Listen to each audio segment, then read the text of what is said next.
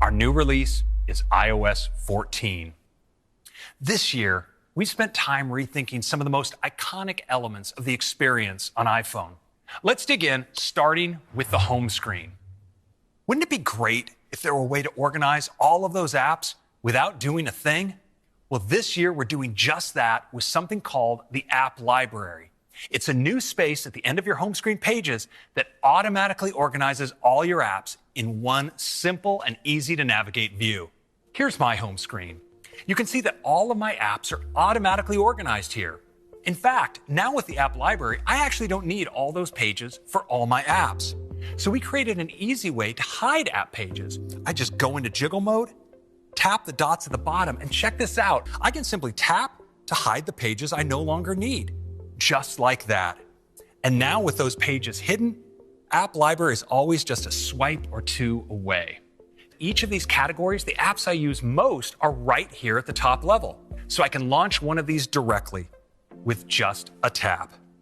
Next, let's turn to widgets. So let's swipe over to Today View and take a look at our new widgets. And you can see they now come in a variety of sizes. So you can pick just the right level of information for each one. So check this out. I'm just going to tap and hold on the weather widget, and I can drag it out of Today View and onto my home screen. And watch, as I move it around, the apps just dance out of the way to make space for my new widget. But you know, right now what I want to do is grab this widget up top. It's a really special one. It's called the Smart Stack. I'm just going to tap it and drop it here. With the Smart Stack, I can easily swipe through widgets to pick just the one I want for the moment. But what's really cool is that the Smart Stack can actually do this for me automatically. So in the morning, I can get my news briefing. Throughout the day, find out when I have a meeting coming up. And in the evening, I might get a summary of my activity for the day. So that's widgets on the home screen. We're excited to see how everyone will customize them in their own way. Next, we're also bringing picture-in-picture to iPhone. So here on my home screen, the Smart Stack is showing me the TV widget, so I can just tap to start playing a show. Now check this out. When I swipe to go home, the video automatically goes into picture-in-picture right over the home screen. And when I launch another app, like Notes, I can keep watching. Now I can drag the picture to another part of the screen. If I want to make it bigger, I can even pinch to zoom. And as I move between applications, it stays with me. And what's cool is I can also swipe it to the side, and the audio keeps playing when it's off screen. Now, here on the home screen, I can bring it back out if I want. And I have controls to get back to full screen playback, or I can just tap the X to close it. Next up, Messages. To tell you more, here's Stacy Lysick. Thanks, Craig. First, let's get started with conversations. From the beginning, Messages was designed to make it really easy to get to your newest messages. But with so many active conversations, sometimes it can be tough to get to the ones that are most important to you. So we are introducing a new way to let you stay connected to your most important conversations by letting you pin them at the top of your list so you can always get to them. And you can see messages as they come in with a beautiful animation on the pin. Last, let's chat about groups. First, we're adding inline replies that let you reply directly to a specific message.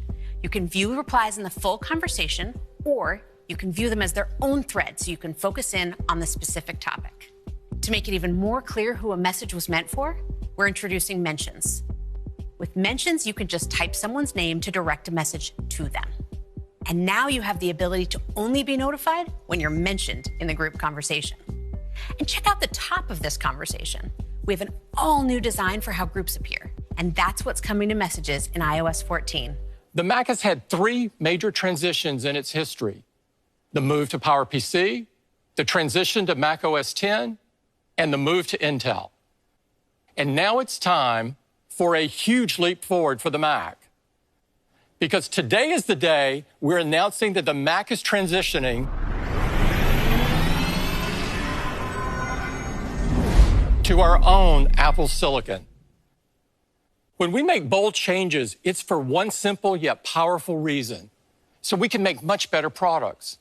When we look ahead, we envision some amazing new products, and transitioning to our own custom silicon is what will enable us to bring them to life.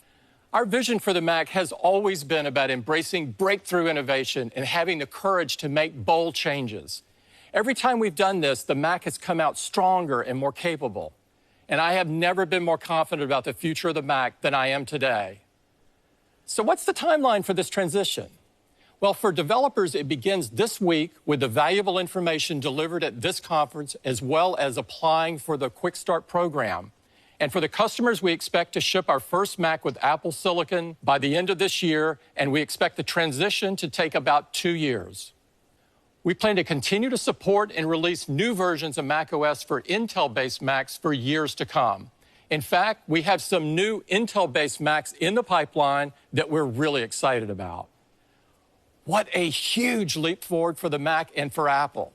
Apple Silicon will bring amazing technologies, industry-leading performance, and a common architecture across all of our products.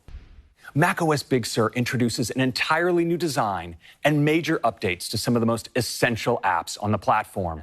Let's start with the dock. It has an elegant new design that floats along the bottom of your desktop. And you'll notice that we've created gorgeous new app icons for all of your favorite apps. Speaking of apps, let's take a look at the Finder. You'll notice it has a gorgeous new top-to-bottom design for the sidebar, and it has a compact, space-efficient toolbar. Makes it really easy to get to all of your controls. You may have noticed we've also updated the menu bar. It's now translucent and elegantly takes on the color of your desktop picture. And we've updated the layout of menus as well. We've given all the items just a little bit more room to breathe. Now, on the Mac, we love our ability to get directly at controls, like Wi-Fi or sound. And you can see that we've reworked these to be even more useful. But we've gone even further this year by giving you one place to get at all your controls. We've brought Control Center to the Mac.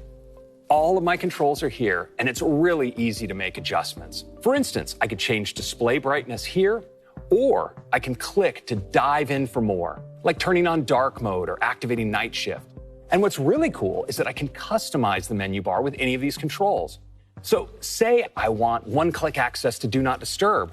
Well, I can just click and drag it right into my menu bar and customize just like that.